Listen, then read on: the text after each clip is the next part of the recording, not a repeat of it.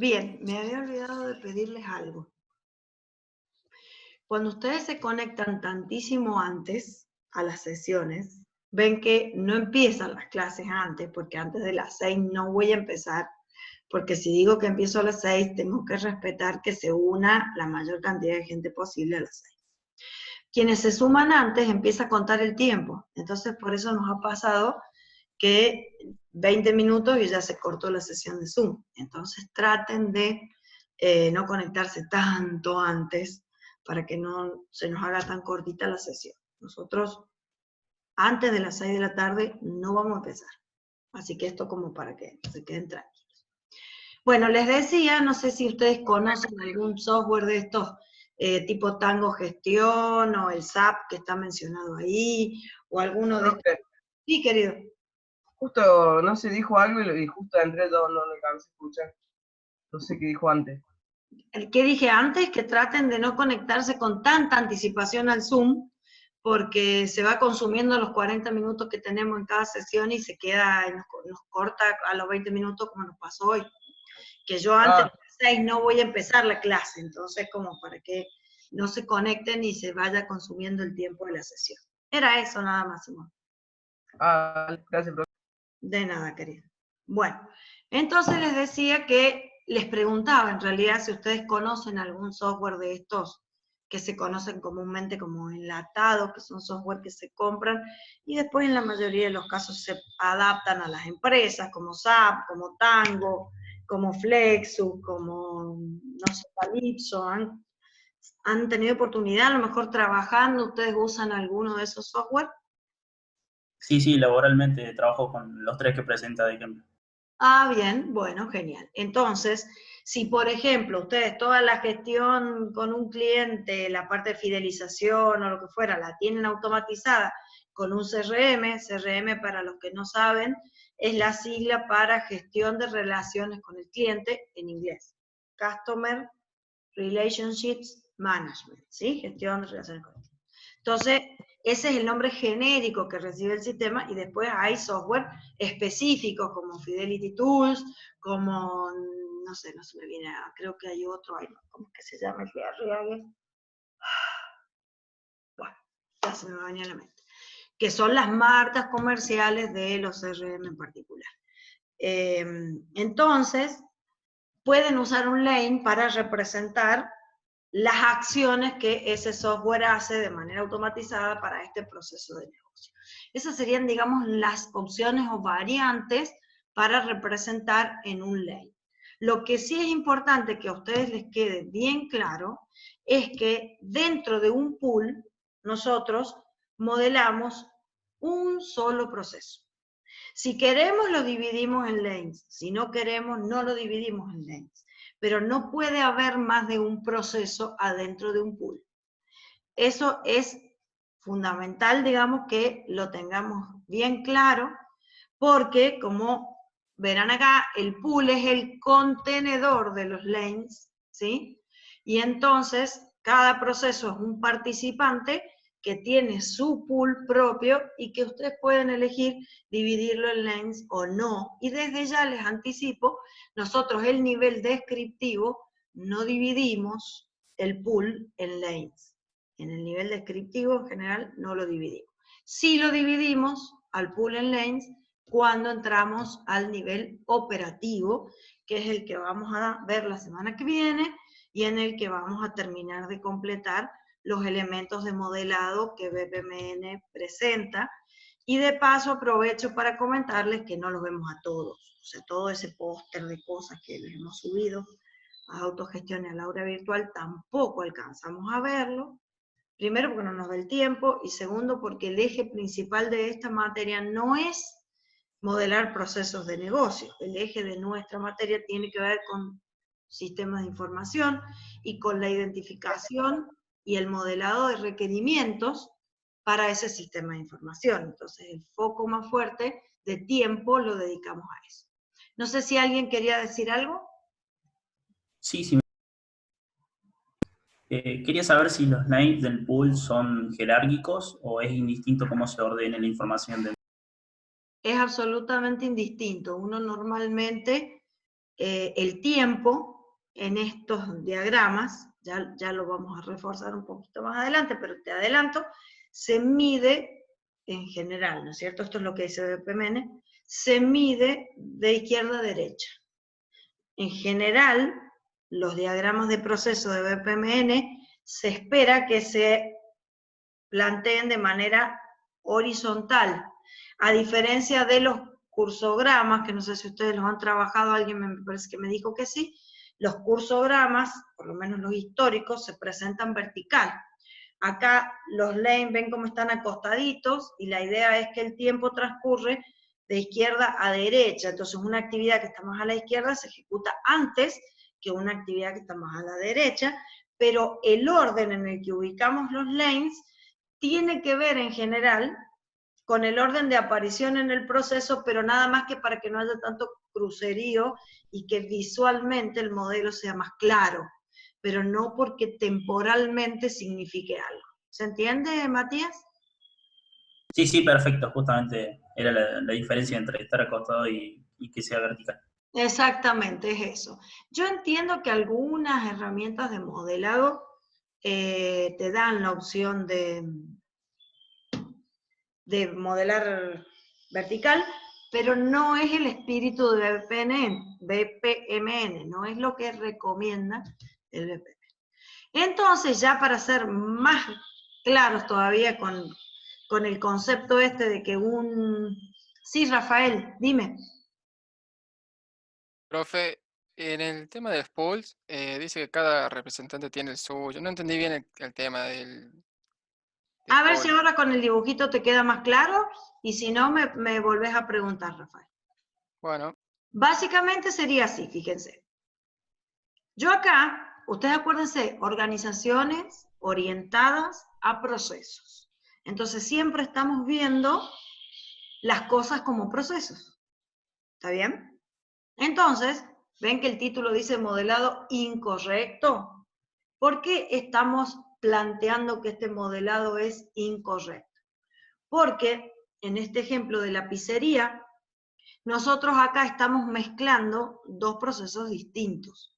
Por un lado, la pizzería, que son los dos carriles que están acá abajo, y por otro lado el cliente, porque el cliente, nosotros no tenemos ningún control sobre el cliente. El cliente tiene su propio proceso, que lo motiva a él a pedirme pizza a mí, porque de repente, a diferencia de lo que modelamos antes, que tenía hambre y cocinaba, este cliente puede ser que tenga hambre y no quiera cocinar y decida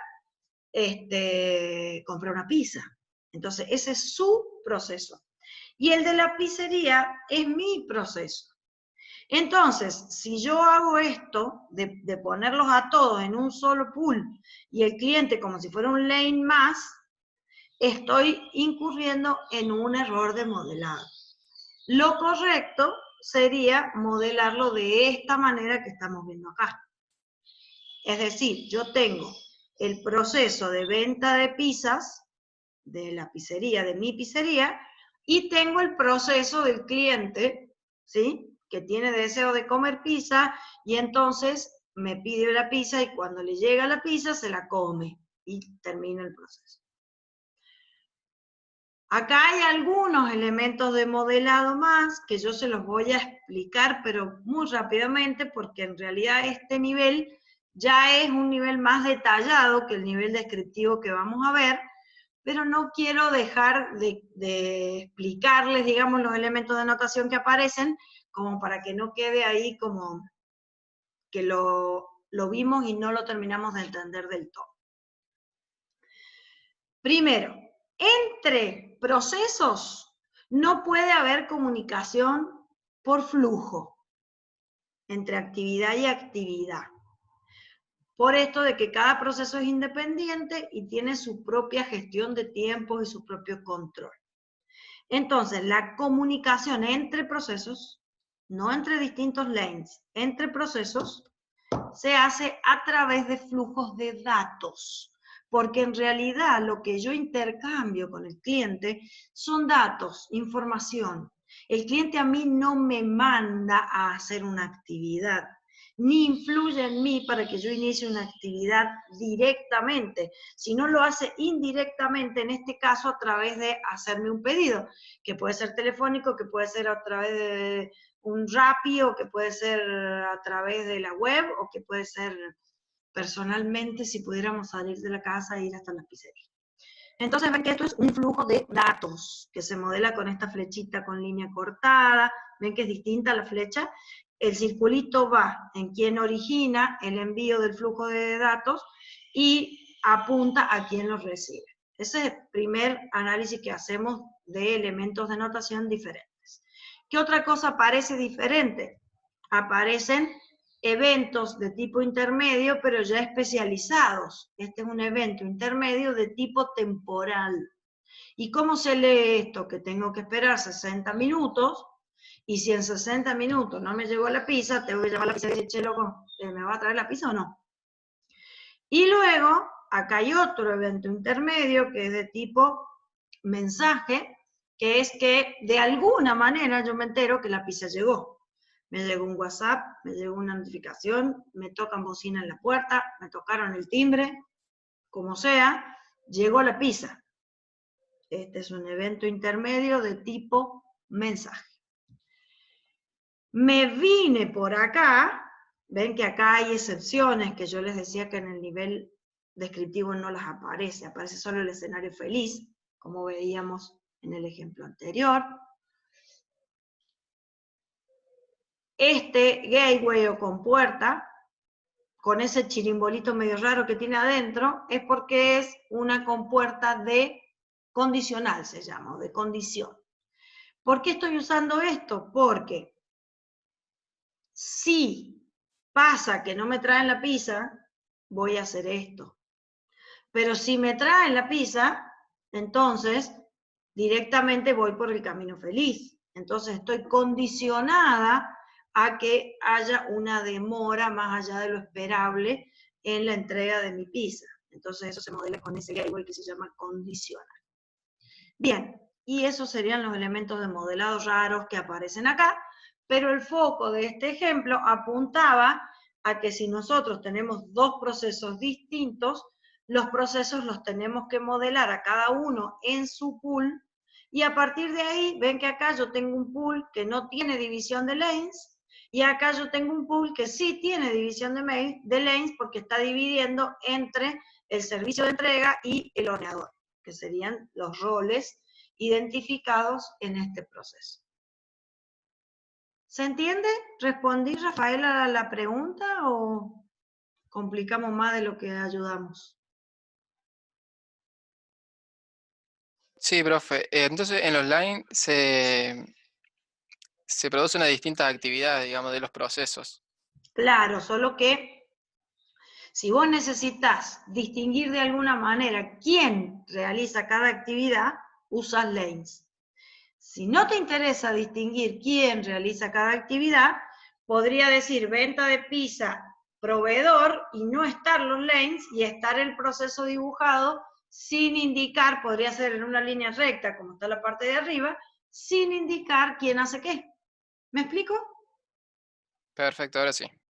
Perfecto, entonces recordemos las opciones que teníamos para poner en los lanes. Pueden ser roles, como está ahí, pueden ser áreas funcionales, pueden ser eventualmente cargos de un organigrama, o excepcionalmente nombre y apellido de personas, si me hace falta, o algún software automatizado que esté representando todas esas actividades realizadas de forma automática. Estas serían las opciones de qué puedo poner yo dentro de los lanes. Lo que sí, y para cerrar la idea, recordamos, esto así está mal. No se puede poner dos procesos distintos en el mismo pool. Y luego la comunicación de flujo entre proceso y proceso también está mal. Si ustedes usan una herramienta inteligente para modelar, como el Visage o el Enterprise Architect, directamente no se los deja hacer. Cuando ustedes quieren tirar un flujo de secuencia de estos entre un proceso y otro, les aparece un cartel que dice, eso está prohibido. ¿Tá? Ahora, si ustedes trabajan con un graficador común, como un Visio, o no sé, un Paint, o lo que fuere, no tiene la inteligencia porque no tiene adentro las reglas de negocio del BPMN, entonces no les va a poder advertir que ustedes están haciendo algo mal. Esa es otra de las ventajas que tiene el modelar con alguna herramienta de modelado que soporte el lenguaje, ¿sí? Como el Visagi que les recomendábamos nosotros que utilizar.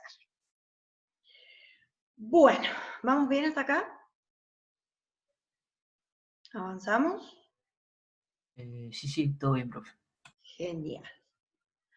Bueno, fíjense, y esto también me sirve para ir trabajando en ustedes una cosa que en general les cuesta mucho, o nos cuesta mucho a los ingenieros que solemos ser así medio cuadraditos, y es que, y esta es una de las primeras materias que ustedes tienen que no es así tan básica como el álgebra, el análisis matemático, la física, que siempre hay un único resultado para las cosas. BPM es un lenguaje de modelado que tiene que estar a disposición de ustedes. Entonces, ¿qué tanto detalle usamos? ¿Cómo elegimos mostrar las cosas? ¿Qué tanto elegimos mostrar y qué tanto elegimos ocultar? Son decisiones que tenemos que tomar nosotros como profesionales y que están directamente relacionadas a qué queremos comunicar. Porque esto es una herramienta cuyo propósito fundamental es comunicar. Entonces, depende de lo que yo quiera mostrar, haré foco en la parte que quiero mostrar y las otras, o directamente no las muestro, o las puedo mostrar como cajas negras, como estoy haciendo yo en este caso. Entonces, ustedes, por ejemplo, ¿qué leerían ahí? ¿Cuántos procesos hay involucrados en este gráfico que estamos viendo nosotros acá? ¿Cuántos procesos hay dibujados? 3 procesos. 3 procesos, exactamente. Solo que a mí en particular me interesa hacer foco en este proceso que supongamos es mi cliente, que es una agencia de viajes, ¿sí? Medio cruel el ejemplo en los tiempos en los que estamos, porque vaya a saber cuándo vamos a poder viajar. Pero no me había acordado y bueno, ya quedó.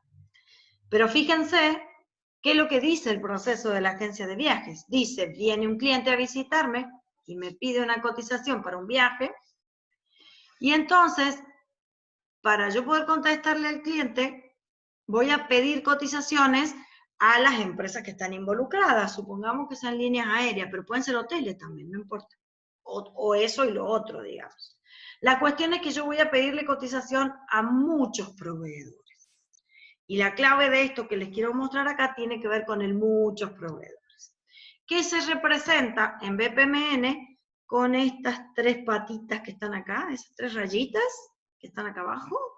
Bueno, eso sirve para indicar que hay distintos procesos de proveedores distintos que me van a cotizar a mí y que cuando tengan sus cotizaciones las voy a recibir. O sea que ese simbolito de las 3 rayitas que están ahí sirve para indicar instancias múltiples que corren en paralelo, ¿sí? Y se puede asociar a un proceso entero, se puede asociar a una actividad, o se puede asociar también a un objeto de información. En cualquier caso, cuando aparece esa rayita que aparece siempre en ese lugar, yo me estoy refiriendo a múltiples instancias. O sea, no me voy a poner a dibujar 50 proveedores porque no sé si son 50, si son 2, si son 3, si son 15. Entonces, cuando es más de uno, lo indicamos de esa manera. Y recuerden que es más de uno trabajando en paralelo. Porque cuando es más de uno con secuencia, se usa otra notación. Bueno. Entonces, una vez que yo recibo las notaciones, cómo sigue este proceso, evalúo la mejor oferta para hacerle a mi cliente y le entrego la oferta según el criterio que yo considero que es la mejor oferta para hacerle a mi cliente y termina el proceso. ¿Estamos? Bien. Como somos ingenieros que modelamos cosas que en general son complejas, hay un recurso que vamos a usar mucho. Sí, ¿alguien quiere preguntar algo? ¿Me pareció a mí que alguien quiere preguntar algo?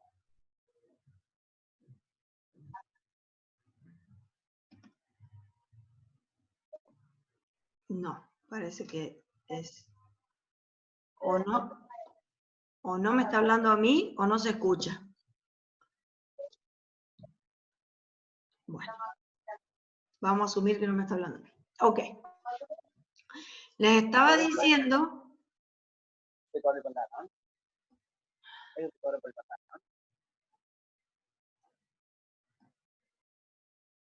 Les estaba diciendo que si necesitamos manejar la complejidad de un proceso, una de las formas que hacemos de manejar la complejidad es trabajar con este recurso que se llaman subprocesos. Los subprocesos nos permiten a nosotros agrupar actividades, un conjunto de actividades, que por supuesto tienen que tener una cierta coherencia lógica, y que en la mayoría de los casos el concepto este de subproceso que nosotros vamos a trabajar acá dentro del BPMN, lo hacemos con dos propósitos. O, como les decía, manejar la complejidad, o también con el propósito de reusar. Si yo identifico este conjunto de actividades que es común en más de un proceso, entonces yo lo puedo identificar como un subproceso. Este subproceso se modelaría aparte, tendría su propio diagrama de proceso, con nivel descriptivo, operativo, como ustedes consideren que tenga que modelarse, con el nivel de detalle que ustedes consideren. Y luego, en el proceso principal, ya vamos a ver cómo nos vamos a dar cuenta que es un subproceso, y entonces lo referenciamos desde los procesos que lo reusan, digamos, cada vez que necesitamos. Y entonces, como una imagen vale más que 1000 palabras, vamos a ver los dibujitos relacionados a eso. Ustedes tienen igual las PPTs, así que con cualquier cosa me pueden ir siguiendo con ellas.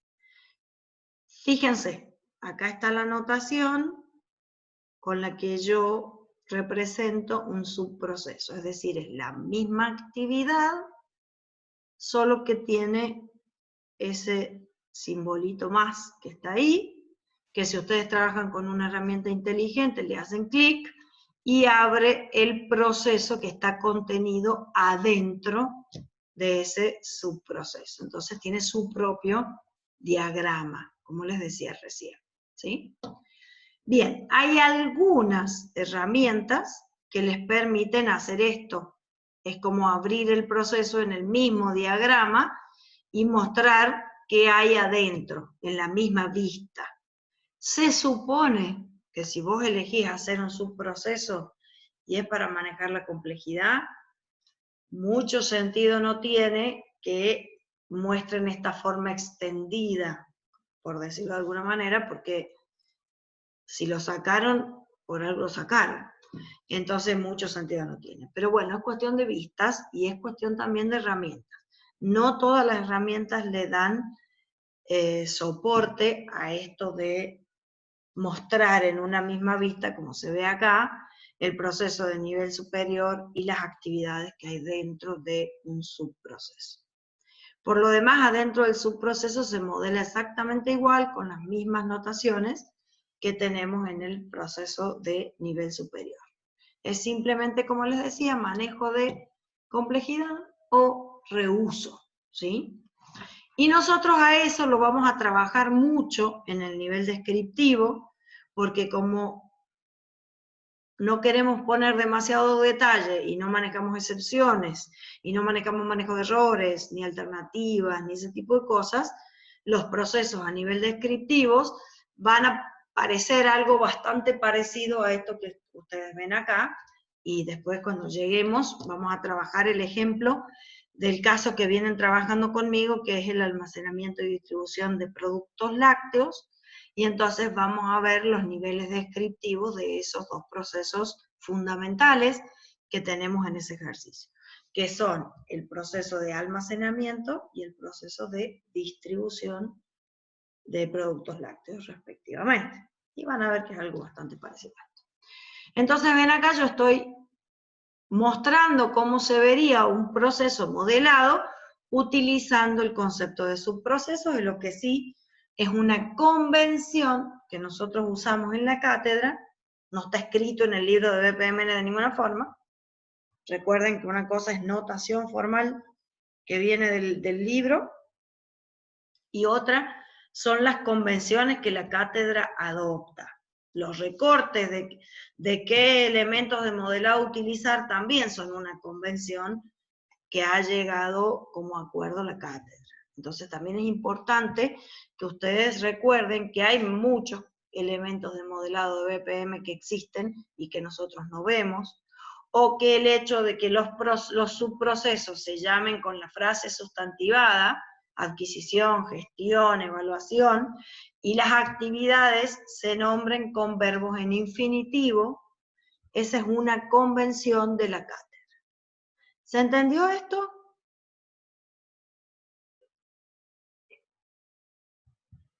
Sí, profe. ¿Dudas, preguntas, consultas hasta acá? Tengo una pregunta yo. ¿Ustedes con Carlos llegaron a ver mapa de procesos el jueves?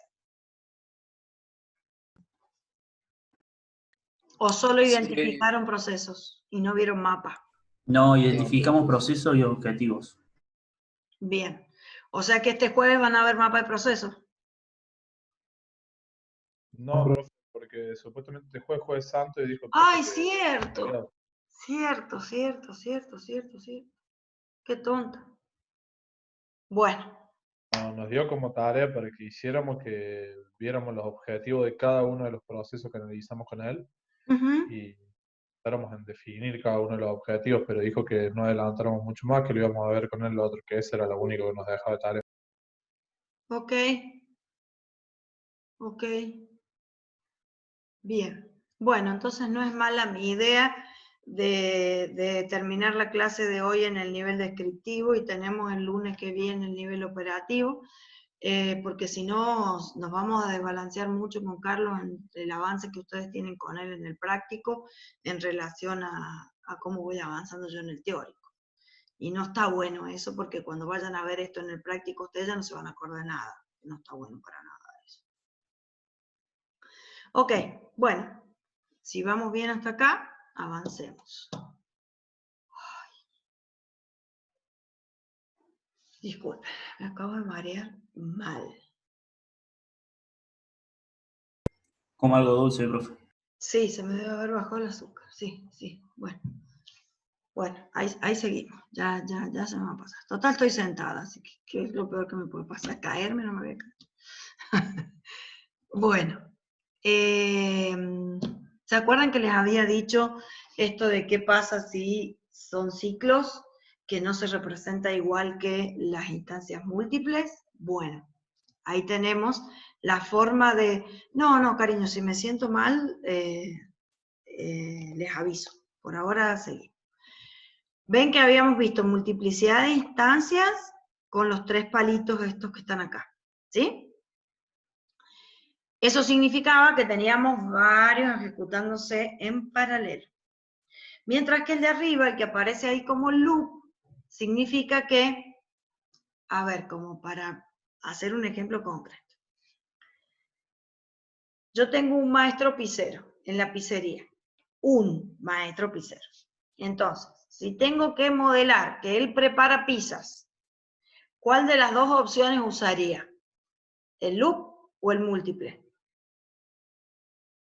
¿Qué les parece? Loop. El loop. ¿Por qué? Y porque va haciendo una pizza, después otra pizza, después otra pizza, después otra pizza. Ahora, si yo tuviera 2 o 3 o 4 pizzeros en la pizzería, entonces podríamos representar ese lane pizzero y ponerle múltiples instancias porque tengo varios pizzeros haciendo pizzas al mismo tiempo. ¿Se entiende la diferencia? ¿Sí? ¿Se entiende la idea? Sí, no va por la cantidad de procesos, sino por quién lo ejecuta. Exactamente, esa es la idea. Bien, y finalmente este concepto de actividades globales que vemos acá es la forma notacional de indicar que queremos reusarlas. Entonces, ponemos ese recuadro más grueso y estamos destacando la idea de que ese proceso es un proceso que se va a referenciar desde muchos otros y que se puede reusar. Bueno, acá tienen ejemplitos de lo que sería el secuencial y el paralelo.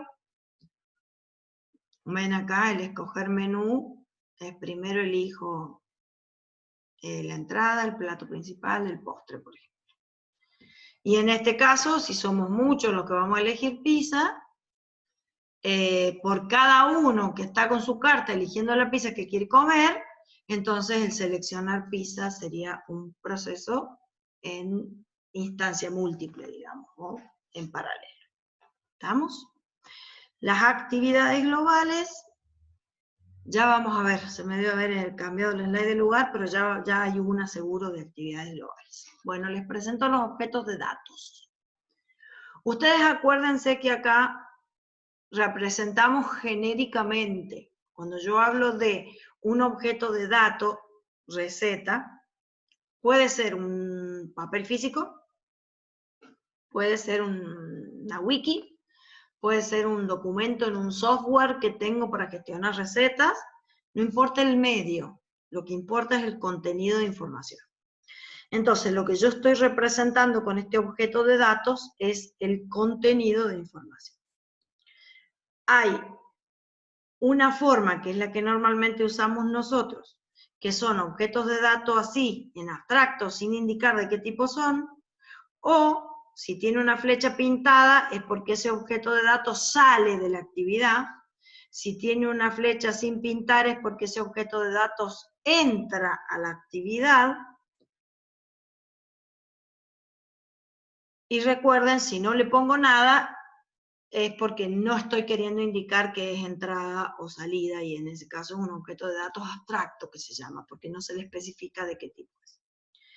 Acá tienen el ejemplo, ven, que les decía que un objeto de datos también puede tener esta forma de indicar que tenés instancias múltiples, o sea que están entrando varios de esos objetos de datos. Y finalmente, este concepto, que yo sé que para nuestra cabeza ese dibujito se usa para qué. ¿A qué le suena ese chirimbolito? Normalmente, ¿para qué lo usamos? Base de datos. Exactamente.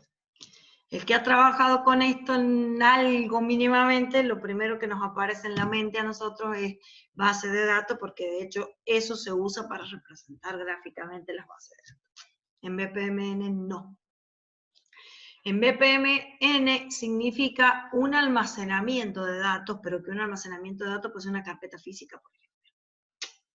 Un almacenamiento de datos es un contenedor de datos, que por supuesto, como nosotros estamos modelando procesos que son automatizados, rara vez vamos a usar ese símbolo para representar una carpeta en la que guardamos la receta. Casi siempre vamos a referenciar sistemas, por eso el ejemplo que aparece ahí es un sistema contable, ¿sí? Pero, no obstante ello, recuerden que para BPMN es genérico, es un almacenamiento de datos, algo que contiene muchos datos, no importa el medio físico que los contenga, puede ser una base de datos o no ser una base de datos. Bien, ahí está la explicación en texto de lo que yo les contaba sobre el dibujito hace un momento. Entonces, si queremos incluir nuestros objetos de datos a nuestro modelado, ven, yo acá tengo mi proceso, sigo con las pizzas, tengo el pool, que es el proceso de venta de pizza, tengo 3 lanes, que representan roles dentro del proceso, el contador, el servicio de entrega, comúnmente conocido como delivery, y el horneador. ¿Ven? Entonces, ¿cómo leo esto? Acuérdense que cuando hablo de datos, la flecha que se usa no es la misma flecha que cuando hablo de comunicación entre actividades o flujos de secuencia. La de los datos es esta que tiene la línea punteada. Acuérdense de eso. Entonces yo acá estoy indicando que para que el horneador pueda preparar las pizzas, tiene que venir la lista de pedido de pizzas, y que pueden ser muchas. Entonces ahí hay múltiples instancias. Y la preparación de la pizza acá me da pie a que, en este caso, como se lee, este señor horneador prepara muchas pizzas al mismo tiempo. La receta de las pizzas, por ejemplo, ¿dónde iría? No está modelada porque no parece importante, pero si yo la tuviera que modelar, te cuento cómo haría. Haría un almacén de datos acá y pondría recetas de pizzas y sería una entrada a esta actividad de preparar pizzas. Lo que pasa es que a este nivel, que es un nivel descriptivo, no se vio la necesidad de entrar en tanto detalle, pero es lo que yo haría, Lucas. Yo lo modelaría de esa forma. De nada, querido. Bueno, entonces les decía que en este modelo, puesta la multiplicidad acá, yo estoy leyendo que el horneador puede preparar muchas pizzas o varias pizzas o más de una al mismo tiempo. Si yo quisiera indicar que son varios horneadores, ¿dónde pongo las 3 rayitas?